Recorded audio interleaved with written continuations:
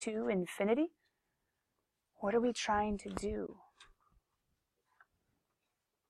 Well, before we get to this stuff, which is very algebraic and very much a college teacher's way of teaching limits to infinity, I showed you the shortcut and how it relates to, wait, horizontal asymptotes, we've done that before. Horizontal asymptotes, we did those before. How did we do those before, though? We didn't talk about limits. What we talked about were degree tests. And degree tests, don't you pick a champion for the numerator, pick a champion for the denominator? Who would dominate? Who's the strongest? Who's the greatest? I gave you the snazzy name of taking the two champions from both and pitting them against each other. In a sense, you're David and you're Goliath. That's called the end behavior model. It's not the exact same. As we saw here, this dude has a vertical asymptote. He's doing some weird curvy swoop, swoop, swoop.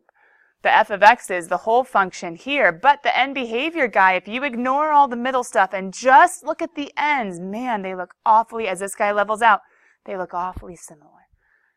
Very, very close. And this guy to infinity will look like, act like this guy. This guy to negative infinity will look like, act like this guy to negative infinity. So anyway, all of those ideas, we're kind of just saying, you did this thing once upon a time, degree test, and we will get back there, but this is pre-calculus. Things get a bit more specific, a bit more mathematical, a bit less David and Goliath. Let's choose our champions. So let's go back to talking about limits to infinity. As x approaches positive infinity or negative infinity, going to the right or to the left, increasing without bound or decreasing without bound.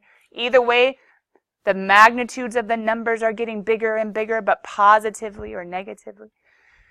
And that brought us up to this page, the very technical way of talking about how to find horizontal asymptotes or how to find limits to infinity. We're getting to the shortcut. We'll get back to degree tests very, very soon. But first of all, let me show you the technical way. And the technical way is built on the idea that any 1 over, or technically, doesn't even have to be 1 over, to be honest, guys. It could be any constant over. Any constant over. But we do 1 over just to be simple. It could be any number over x to a power.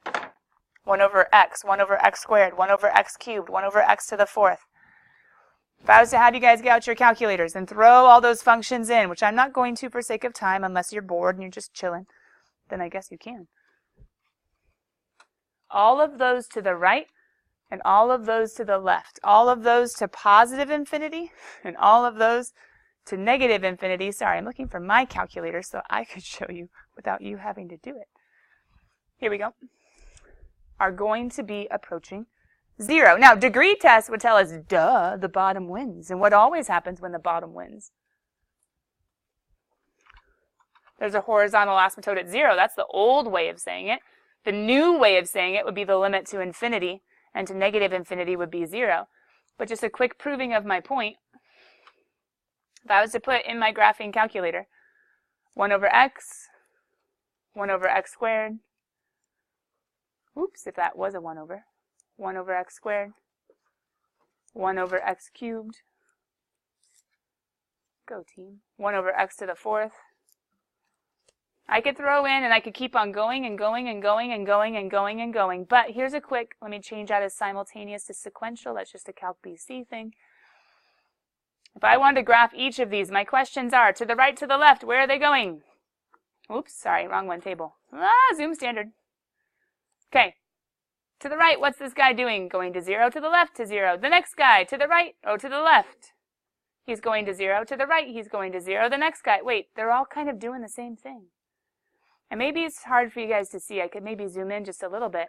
But this guy going to 0, going to 0. The next guy going to 0 from a different direction, but still going to 0 and then going to 0. The next guy going to 0, going to 0. The next guy going to 0, going to 0. As we go to the left and to the right, all of these guys are going to 0. Now, that doesn't mean that's what they're doing here. They're vertical asymptotes. They're going to infinities and negative infinities. But to the right, to the left, the limit as x approaches positive or negative infinity, always 0.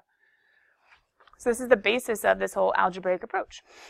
If we have a rational function, a top and a bottom, algebraic to take a limit to infinity. Before the shortcut degree test, there's this idea of multiplying by 1 over x to the highest. looking at the entire scenario and saying, okay, what's the strongest power of x in this whole shebang, objectively, mathematically speaking, and then multiplying it. Now, this example down below is kind of weird. To be honest, right now, he's not a rational function. He's a whole number minus a rational function. I make him a rational function pretty close, or pretty quickly, I should say, by just getting a common denominator. Are we okay? Are we okay? Multiplying by x squared over x squared makes it a common denominator, so now I have a full put together rational function. Fully put together rational function. Kim is gone, Kyle is gone. Are they both A push? Kyle's A push. Okay, so yeah, probably she is too. But now that we have our rational function, sorry for the distraction, I'm going to multiply top and bottom by 1 over x squared. Why? He's the highest power of x. Well, he's the only power of x, but he's the highest power of x. Mathematically speaking, just like we did before with 0 over 0, wait a minute. Limits, the first thing we always do is plug it in, right? So hold on, what would happen if we plugged in? Can you plug in infinity? You can think about it, right? Yeah. You can think about it. If I plug in infinity, 4 times infinity squared, what do you think that is? Infinity. We'll just say infinity, right? It's getting bigger and bigger forever and ever, faster and faster. Then, well, 3. Is minus 3 going to take away from infinity? Infinity. Guess what infinity over infinity is? Just like 0 over 0. Indeterminate. I'm going to not say does not exist. But I'm going to say indeterminate because the idea is, well, wait a minute. If it's infinity over infinity, can we just say it's 1?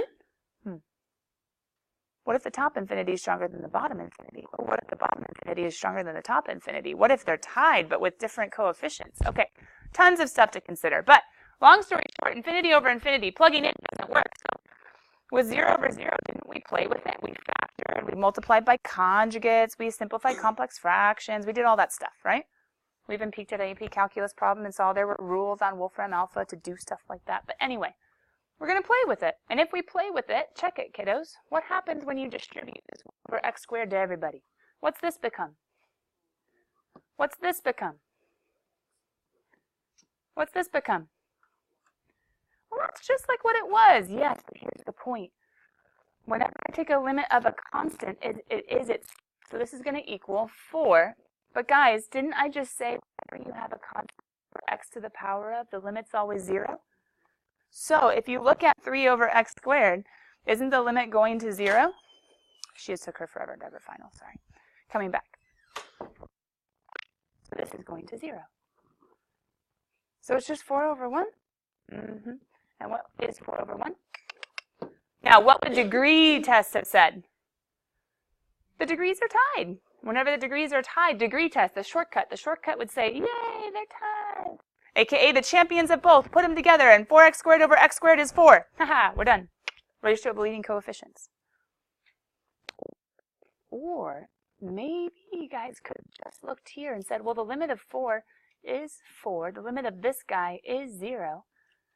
Maybe you could have just done it from the very beginning without even thinking of degree test. Well, I guess we thought degree test here because the bottom one. Remember, when taking a limit, we only have to zero in on what x is and then consider the whole picture. Anyway, long story short, what's the limit? 4. So what about these guys? What if the direction said, find the horizontal asymptotes? Going to go back to chapter 1 and do degree tests. Okay, eventually, yes. But hold on, what did we see the horizontal asymptotes actually are? Limits. And I said limits to infinity and or negative infinity. So if I take the limit to infinity of 5 minus x squared all over 1 plus 5x minus 3x cubed, algebraically, doing the very long, drawn-out, technical way of solving, what would I multiply top and bottom by? Technically, if you would plug in right now, negative infinity, 5 minus infinity is negative infinity. Plus infinity, longer infinity, negative infinity over negative infinity. The negatives cancel, but still infinity over infinity. That's indeterminate. Plugging in did not work. So we have to play with it. And play with it by, algebraically by, Not common denominator, you're close. The strongest. Look at your notes, didn't I say by 1 over x to the n, where x to the n is the highest degree? Who's the highest degree of all the x's that don't live in Texas? So 1 over x cubed and 1 over x cubed, right? Okay. What would happen if we multiplied that all over the place to everybody? Distributing, distributing. Rewrite your limit. It's like a square root, doesn't just disappear. Wouldn't that be 5 over x cubed? Minus, what's x squared over x cubed? 1 over x. All over 1 over x cubed plus 5x over x cubed. Wouldn't that be 5 over x squared? What's 3x cubed over x cubed? Negative or minus 3.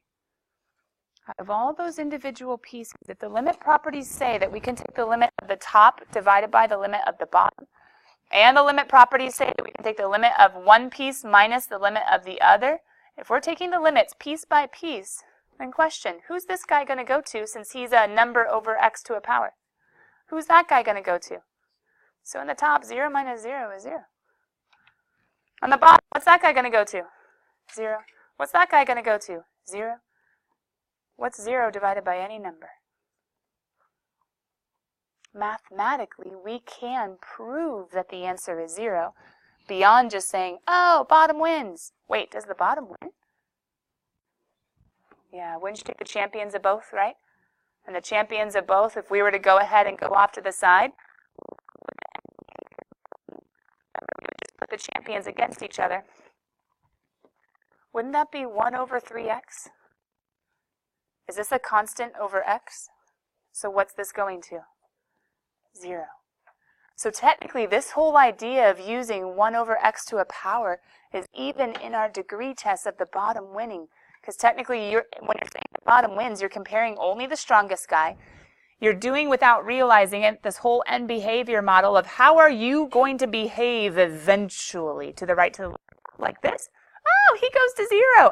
You go to 0 too. You go to 0 too. Now, is anything weirder, though? Is anything weirder? There's a square root. Now, if you're doing degree tests, you guys probably, hopefully, could still pick out your champions, right? But the problem is, who are they? Let's go ahead and do the algebraic way, and then we'll come back and see how to do the degree test. And let me just give you a quick warning. This type of function could be on an AP calculus exam. With the directions, find the horizontal asymptote. No, that's pre-cal, which means this function is harder, right? P.S. And it has been on an AP calculus exam before, or something very similar, and I would say 3/4 of my kids, the first time they saw it, missed it. Which is why I use it as a learning opportunity. Anyway, and I now show it in pre-cal, honors at least. The limit as x goes to infinity of, guys, who's the strongest power of x? If I was to multiply algebraically using my technique, because infinity over infinity, even the square root of infinity is infinity, what would I multiply by? X to the power of what? Why just 1? Why not 2? The square root of a quadratic, which is a linear. Now, can I actually do this and kill a puppy and say 2x plus 1?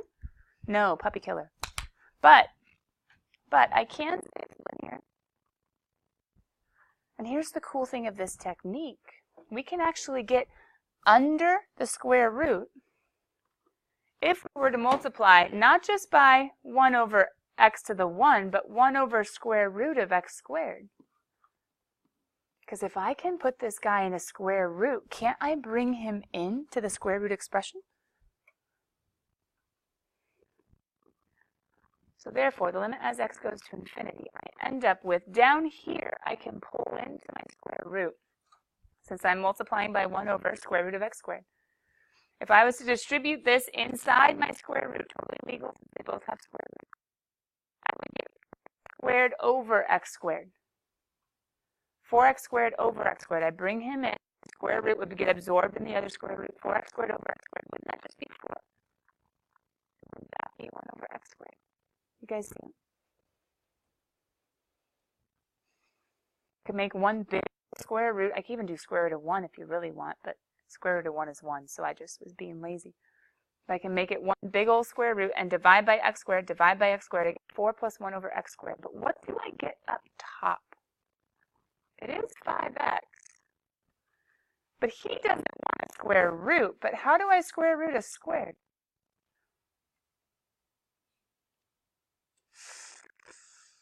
Remember how Algebra 1 made it too easy? Square root of a squared could be a positive or a negative x. Because a positive x squared is a positive x squared, and a negative x squared is a positive x squared. Okay, this makes things a little bit harder. Because who is the absolute value of x, cool kids? Do you remember who he is when we take away his absolute values? Oh, piecewise function. That means he behaves differently for differences. Didn't you guys all know that already? How does absolute value behave two different ways? Sometimes absolute value says, oh, just keep in the positive when you have a positive, right? So doesn't absolute value keep values the same when x is positive? But what else does absolute value do? If I put in a 4 or a 5 or a 100 or a 0.1, it's just going to stay the same. But if I put in a negative 4 or a negative 5 or a negative 100 or a negative 0.1, what would absolute value do to that negative number? Flip it. If x is a negative 4, wouldn't I need a negative 4 to be him? A positive. If x is a negative 100, I would need a negative 100 to be a positive 100. It's been a while since we looked at this, but hold on, wait a minute. Why does this make all the difference in the world? Well, guys, I'm going to the right. My x's are going to positive infinity. So question, which piece applies in this problem? The bottom one, because the bottom one, for this guy, positive numbers, I'm going to positive infinity. So I can actually rewrite this and say, oh, because I know who absolute value is, I can actually make this 5x over, keep it the same, x all over 4 plus 1 over x squared. Now, what happens to my x's up here? Don't they just reduce away? What happens to my little 1 over x squared down here? What's he going to be approaching because he has a number over x to a power? He's 0, and what's left over? 5 over 2. Now, was that crazy hard? And that is the wrong answer. What? Well, it's half right. The multiple choice answers would have that, but it would also have some other weird ones like 0 and 3, but then it would also have a positive 5 halves, comma, and something else. Something else. Something else. But horizontal asymptotes only go to positive infinity, right? I said to the right, positive infinity, and slash or to the... So wait a minute, you're telling me this isn't the only answer? This is one answer. You've never really seen, at least not outside of a graph, a function that has two different horizontal asymptotes. Because horizontal asymptotes technically don't just occur to positive infinity, they also occur to negative infinity. And if the answers are different, I might have more than one. I can jump to this little spot right here, because I'd already done a lot of my simplifying up until that point. But I cannot go one step further because I use infinity. But guys, what would I have to do if I'm now approaching a negative infinity instead? Now I'm going to be using the negative piece of my piecewise. Negative infinity of 5x over negative x.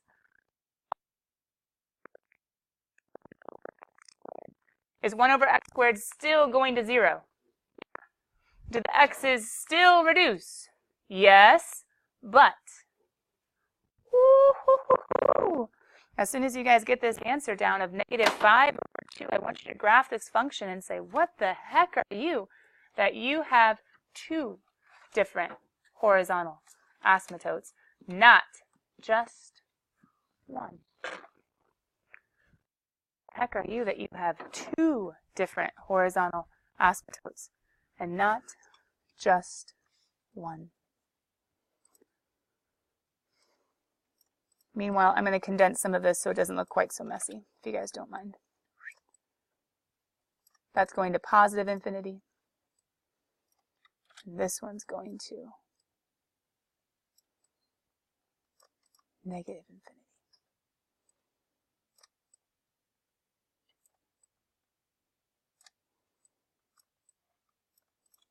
With a big ol' or in between.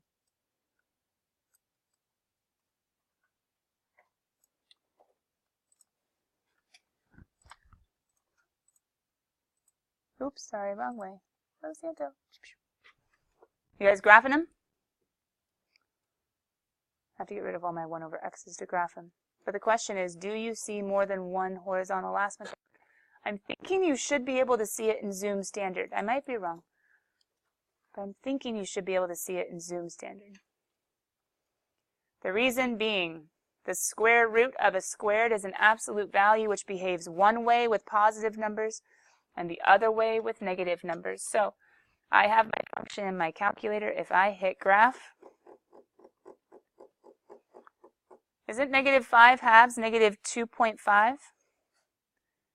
If I was to put my window just maybe a little bit more zoomed out, and if I was to also graph what I think are my horizontal asymptotes of -2.5 and +2.5, I wonder if it does skim.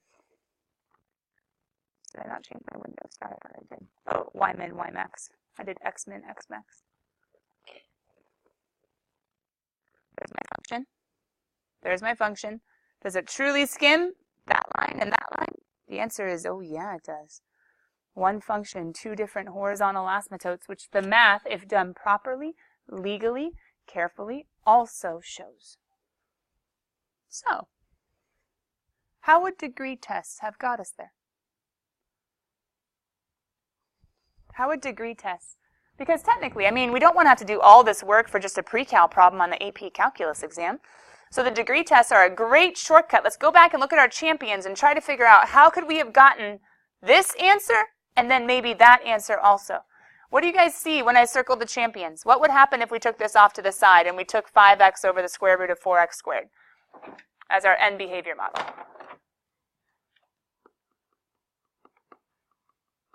If we were just looking at the end behavior, we can ignore everything else. Could I have simplified this at all? Couldn't it have been 5x over plus or minus 2x? Now, plus or minus 2x, that's tricky. Is it plus or is it minus? So the better way of doing that would have been the square root of 4 is 2, absolute value of x. Couldn't you have just taken the champions, considered them, simplified them, and then thought one is negative and sometimes? If I'm going to positive infinity, he's a negative. Oh, that's a negative 5x. Or another way of looking at it, you can pretend the infinities and say if I plug in a positive infinity over a positive infinity, they tie. If I plug in a negative infinity over a negative, wait, the negative would become a positive. That would be a negative tie. There are some different ways of thinking about it that are less mathematical and more of a trick or a shortcut. But if you do it properly, technically degree tests work too, but you have to realize it's not 5 over 4, it's 5 over root 4 for that end behavior model. And you have to realize the square root of a squared is a plus or minus, sometimes a plus, sometimes a minus, and consider both. Does that kind of make sense? Tricky. Tricky. Interesting. Possible. So how about this dude? You guys can use whatever method you want. You can use algebra, or you can use degree tests. But what's a little bit harder than it was back in chapter 1 or chapter 2? It doesn't say find the HA. It says find the limit as x approaches. And it doesn't say as x approaches positive infinity. It says as x approaches negative infinity.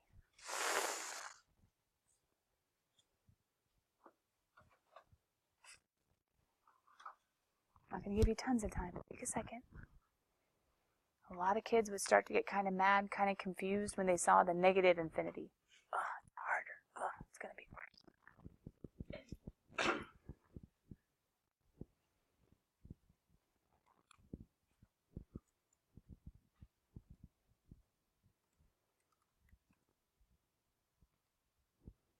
Good idea.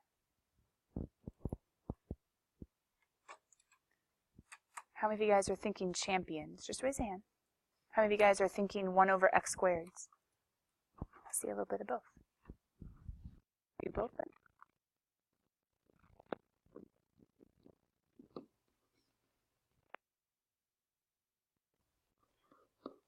Do this one first.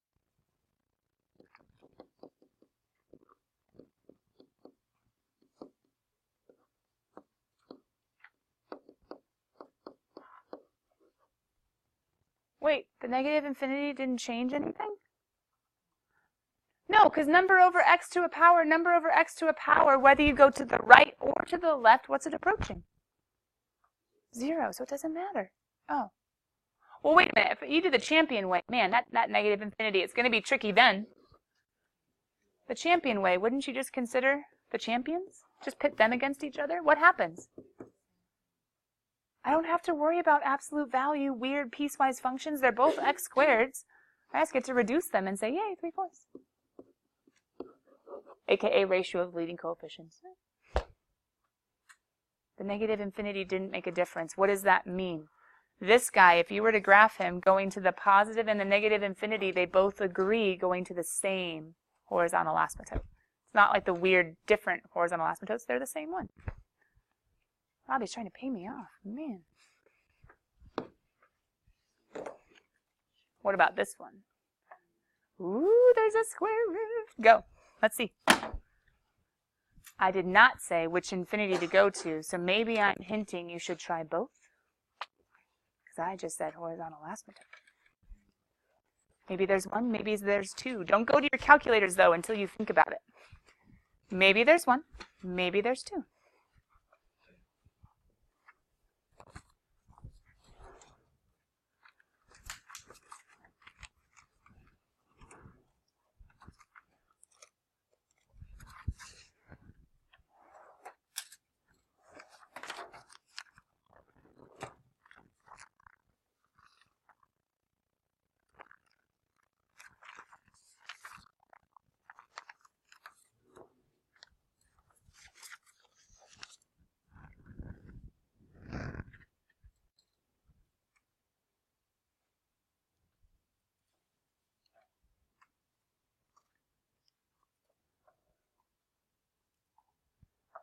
Take a second, powwow in your group and see if anyone's doing it like you.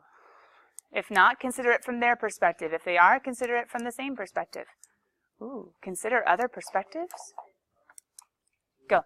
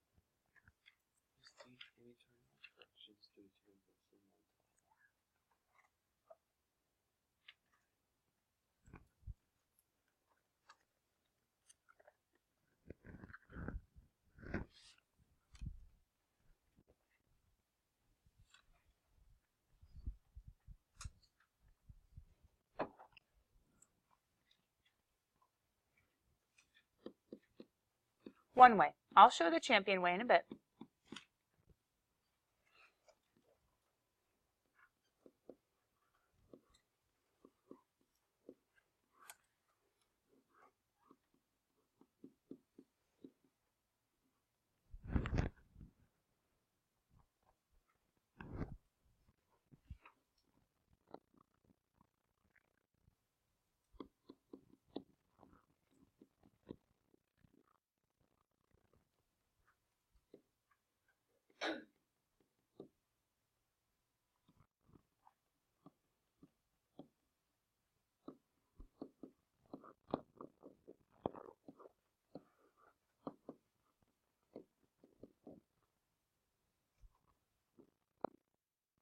if you were doing it the algebraic way.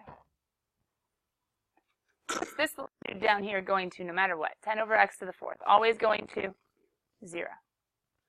So both of these I would have over root 3. The question is, what's on top? What's the absolute value of x squared? Some of you might have gone off to the side, if you're trying to do it mathematically, and said, I wonder what happens if x is negative, and I wonder what happens if x is positive. If x is a negative number, and in my mind, I love just using an example like negative 3. Negative 3 squared is positive 9, which will be kept the same. And positive 3 squared is positive 9, which will be kept the same. Why is there no switching of signs for this guy? A squared is always positive, regardless of whatever number you put in. So in this one, does the absolute value actually make a difference? Way back when we saw absolute last semester, I was like, oh, this one, it's irrelevant. The absolute value shouldn't be kept. It doesn't mean anything. This is already always positive. So ironically, for both of them, what can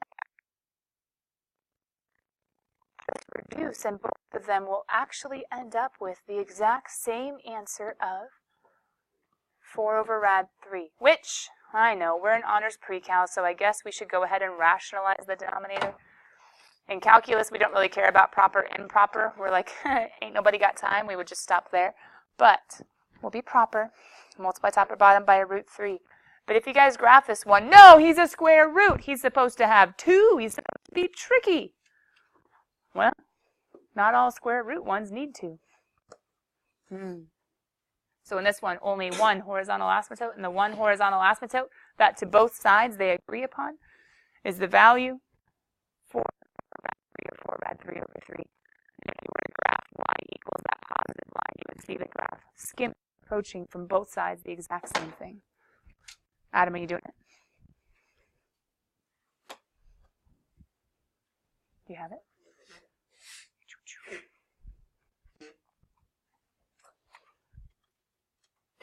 You guys see it?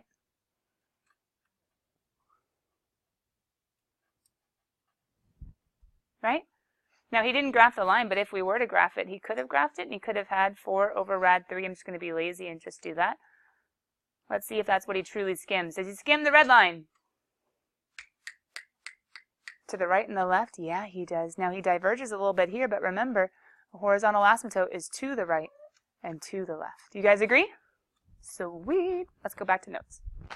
Limits at infinity. Really, it's kind of like limits to infinity, but going to the right and to the left, not just one direction, but both. Sometimes they agree, and sometimes they do not agree, like this guy that we have to watch out for. But let's get back to this shortcut, because the champion idea is kind of nice. Choose your champions. The numerator, denominator, both champions. Choose your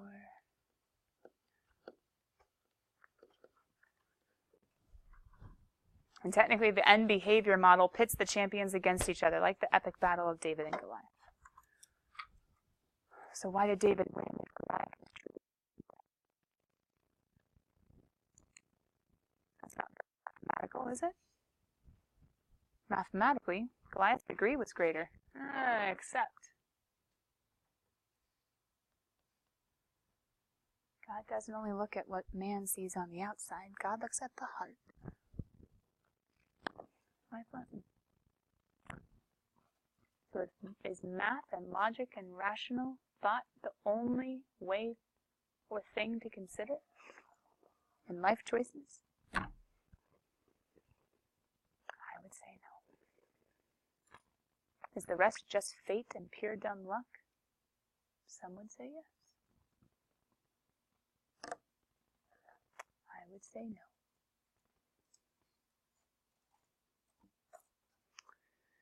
Choose your champions at the degree of the top. But we are in math, and we're dealing with functions, and functions behave in a mathematical way. Which in some ways, I don't know about you, but some ways makes math class a little bit nicer sometimes than others. Or a little bit of an escape from real life, just a bit messier, but also a bit more beautiful at times. The math teacher said that? Anyway, if degree of the top is greater than degree of the bottom, if the numerator wins, battle of the champions. Well, you can think of it this way. If I take the limit as x goes to infinity of my champions, which my champions won't be the entire f and the entire g. I wonder if there's another way of saying that. G is equal to P and Q. Oh, okay, choose your champions. Hold on, I can put it right here. I forgot that I introduced you guys to the whole idea of champions. We could say G of X, our end behavior model, is equal to, I don't know, R and S. That's awkward, sorry. You're making something easy harder. Well, I'm teaching you. Okay, end behavior. If I take my champions from my P and from my Q, and if I pit them against each other, R and S, so this is like the Israelites, and those are like the Philistines, and that's my David, and that's my Goliath, right? If I choose my champions, if I put them against each other, if the top wins, if R is stronger than S, well, it's not approaching 0, because that's only when the bottom wins. It's not going to be, because my coefficients aren't going to cancel out. My limit is either going to be infinity or negative infinity. And technically, that's going either to the left or to the right. As long as when I go to the left or when I go to the right, if the top wins, aka if R of X is stronger, basically what would happen if I multiply by my 1 over X is there would be a 0 in the bottom, there'd be a number on top. Number over 0 is infinite form. That's some sort of infinity. The top is stronger. I'm going to infinity or negative infinity. If the degree of the top is equal to, then basically all my x's in my end behavior model, whether I go to the right or whether I go to the left,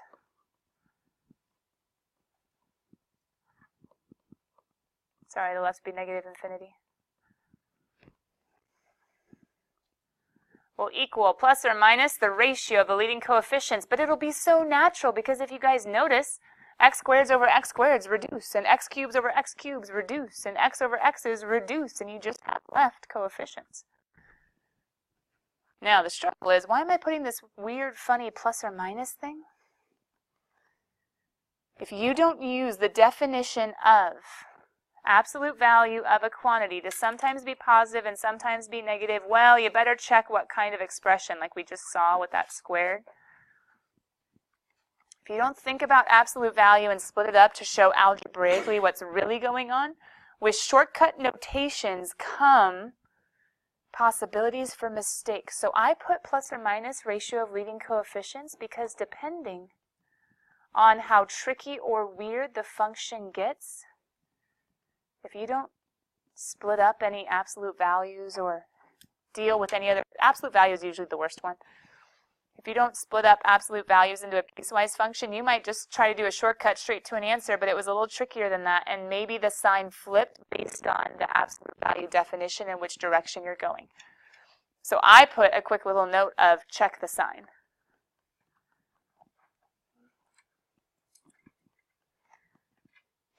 So why I'm putting plus or minus is not because there should be 2 answers for one limit. That is not true. Remember, a limit only exists if it approaches one answer, one constant. But check the sign with plugging in. If you're doing shortcuts, if you're not going to piecewise functions and truly dealing with the definition of the expressions that you have, you might make a mistake if you don't check the sign. Then last but not least, the bottom one's easy because the bottom one says, if you're checking the champions, as you go to positive or negative infinity, and if the bottom is always winning,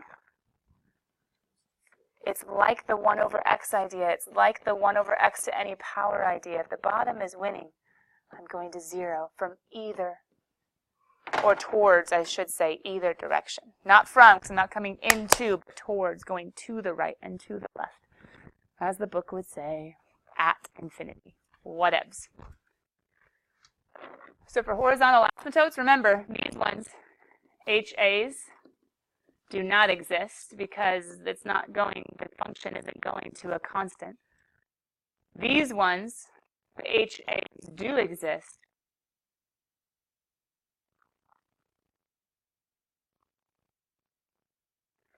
I'm just going to say do exist because there might be more than one. So I don't just want to say just L because remember, depending on which one, more than one like we saw.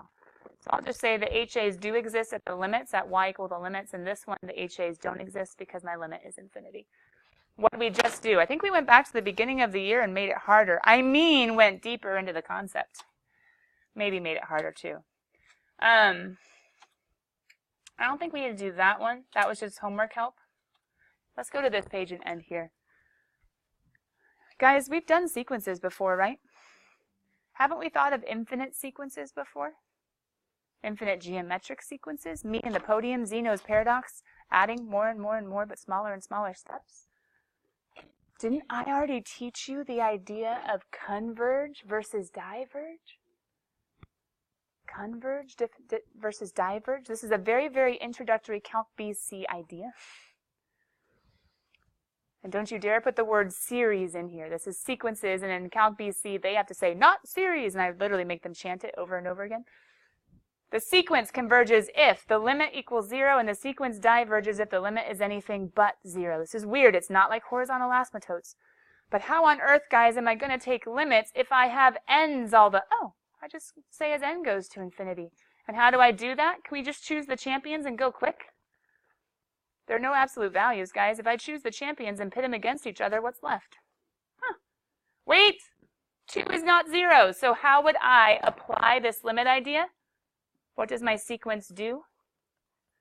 So there's going to be a little application of taking limits at the very end, where you're going to be taking limits. But as you take limits, you're asking yourself the question, is it 0 or is it not 0? Bottom wins, 0. So what would I answer? Converge. So take a picture of this box. It's an extra application of limits, has to do with sequences.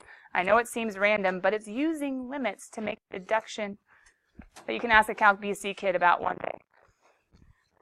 Hey, sequences, convergence, is that a thing? It's a thing. Bye, guys. See you later. Later, Gators. I might steal these extra examples to be back of the homework spiral just to see if you get the homework over the weekend. Due Monday.